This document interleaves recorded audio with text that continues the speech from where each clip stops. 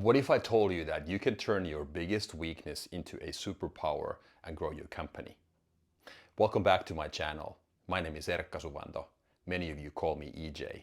I'm the guy on social media who wants to build a legacy and pass on all the life and business lessons to each and every one of you. I have grown 3 companies up to 5 million level all by myself, making all the possible mistakes and now talking about those lessons so that you don't have to go through the same headache. Today in this video, I'm going to focus on highlighting one of the biggest weaknesses that we all share. It's in our DNA, and how to turn that weakness into a superpower in a business context when you grow your personal company. Where does this superpower come from? Psychologists call it negativity bias. In other words, and in simple terms, it's our survival mechanism. Back in the day, it served us well. It basically kept us alive. We were able to sense danger. And what I mean by this is our ability to list problems, focus on the negativity, lean into those bad things. We are extremely good at that. You pick any random person on the street, and this person is able to list all the problems he or she has in his or her life. Not so with the positive stuff. So we clearly have a bias towards negative stuff. And now we know where it comes from, and it's natural. We all have it. Some people have it more than others. And according to several studies, depending on which study you read, anywhere between 85 or 90% of all the worries that we have, and there are roughly 3 or 4 of those worries daily that we think about, 85 or 90% never materialize. And the ones that do happen, roughly 80% of them are less severe than what we initially thought. So we don't really have a rational reason to be so pessimistic. So why do we still keep doing it? I believe, like I said, it's in our human nature. It's in our DNA. Some people are quote unquote better at that than others. But this video is about how to turn that weakness into a superpower in a business context.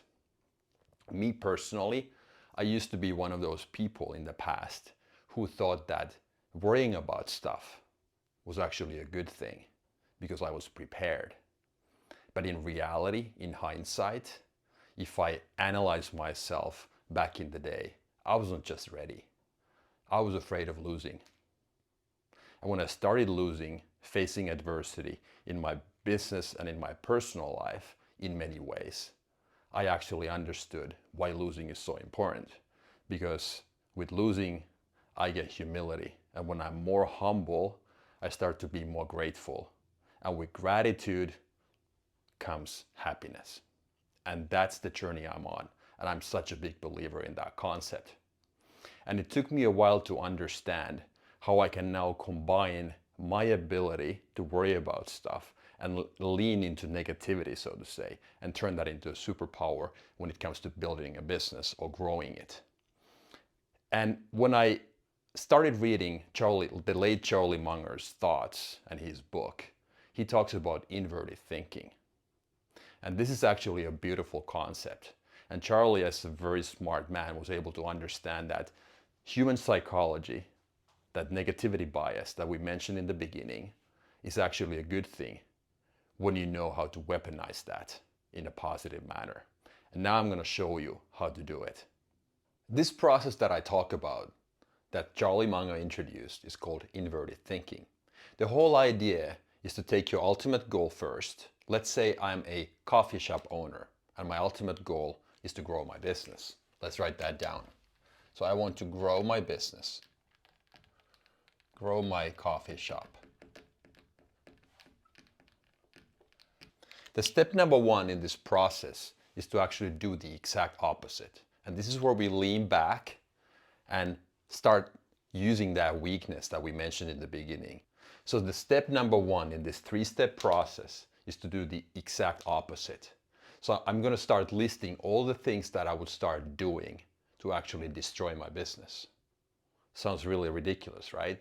So why am I doing it if my ultimate goal is to grow my business? I'll get there. So hang in there. This is going to be interesting. What would I do? What would I do to destroy my business?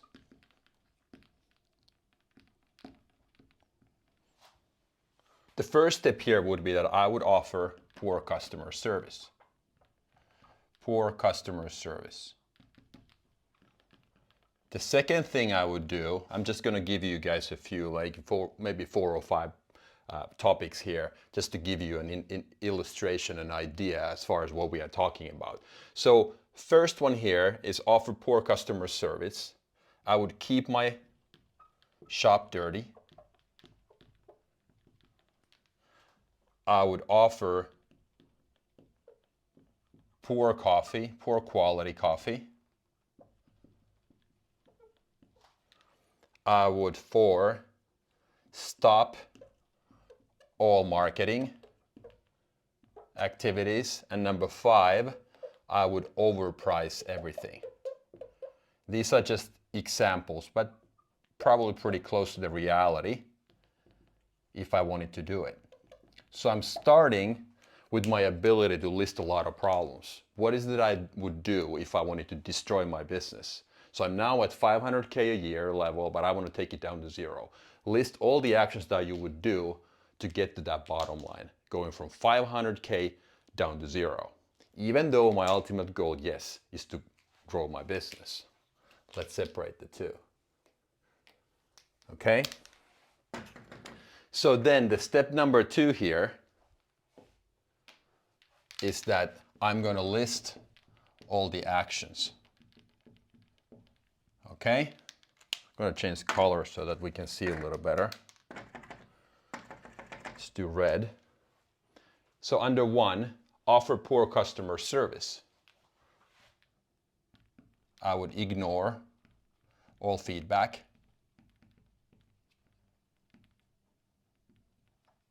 And neglect employee training. Number 2, we had keep shop dirty. Fire cleaning crew.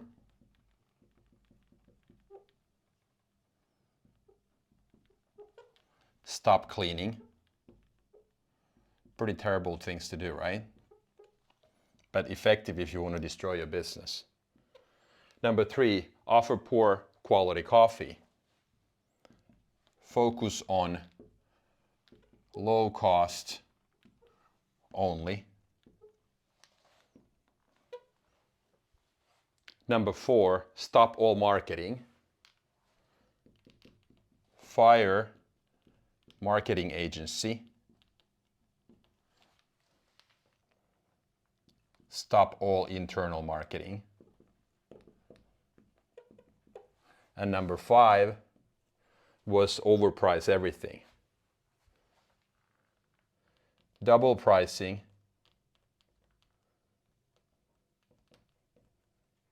compared to where market is. I'm just coming up with these as we go, compared to market price. So basically making it impossible for you to sell anything. This would be a pretty effective list as far as getting to your final outcome. Now blue is a much more, or green is a much more positive color. So we go to our 3rd step. And now here comes the bread and butter and the beauty of it. So instead of listing all the bad actions, now we're actually going to reverse them. Now we have used human psychology and our superpower to list all the things that we would do, thinking in a negative way, listing then the actions, but then the final step where all the value add is that we're actually reversing the list. Instead of ignoring all feedback and neglecting employee training, we would turn this into a priority.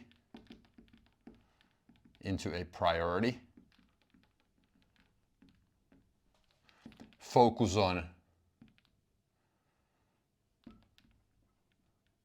customer service. I would create a script plus manual as far as how to treat the customers. Some things that I'm coming up with as we go. Here, if I wanted to, in the beginning, keep the shop dirty and fire all the cleaning crew and stop cleaning, I would actually double the efforts. Twice as many people. If it was once a week, now it's going to be twice a week. So all of that is going to be in reverse. So focus on low cost only. Source best quality coffee.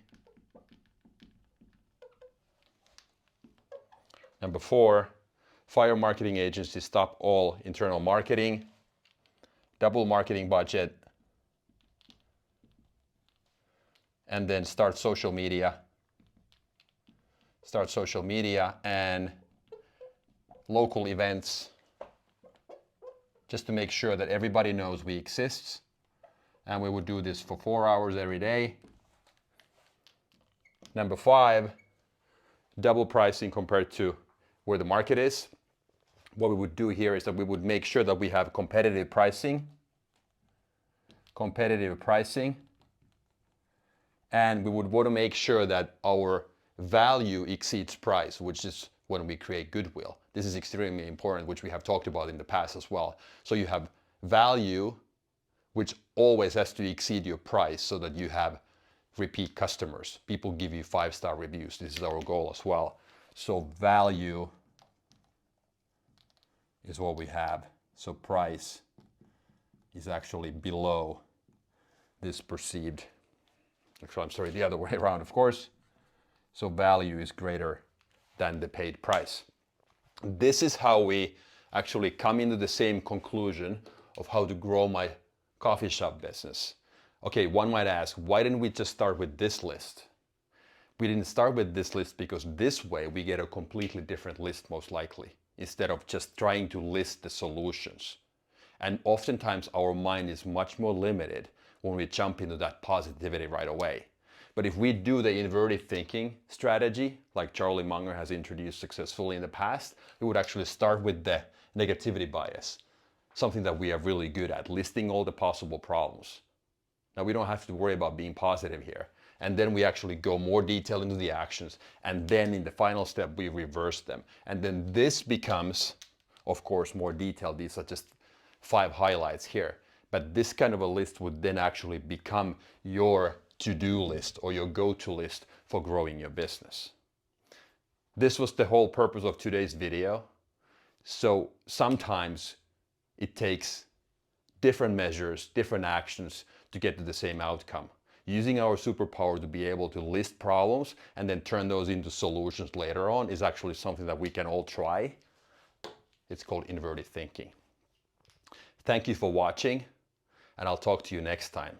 Again, highly appreciate all the feedback and all the comments. If you like the videos, please hit the like and the subscribe button. Thanks a lot. Bye.